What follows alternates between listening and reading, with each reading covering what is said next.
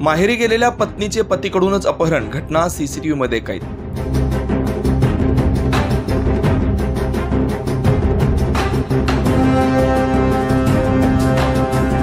प्रेमविवाहानंतर 19 वर्ष पत्नीने नवऱ्याशी न पटल्यानं 2 महिन्यातच माहेरची वाट धरली। हा राग मनात धरून नवऱ्याने रस्त्याने पायी जाणाऱ्या पत्नीचे 3 मित्रांसह एका कारमधून अपहरण केल्याचा धक्कादायक प्रकार सिन्नर तालुक्यातील पांगरी येथे 2 दिवसांपूर्वी घडला। परंतु शुक्रवारी हा प्रकार उघडकीस आला। अपहरणग्रस्त नवरीसह तिच्या पतीला पोलिसांनी शिर्डी येथून ताब्यात घेत अटक केली।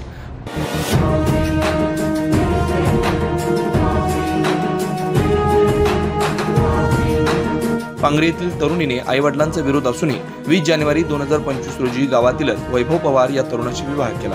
अचानक दोघांमध्ये किरकोळ भांडण झालं, त्यातून ती माहेर निघाली। ती पुन्हा सासरी येत नसल्याचं बघून नवऱ्याने 3 मित्रांना सोबत घेत बुधवारी पांगरी बसस्थानक परिसरात ही मुलगी आई आणि भावासोबत पायी चालत असताना पतीने कारमध्ये घालून तिचं अपहरण केलं। सदर प्रकार सीसीटीव्ही कॅमेऱ्यात कैद झाला।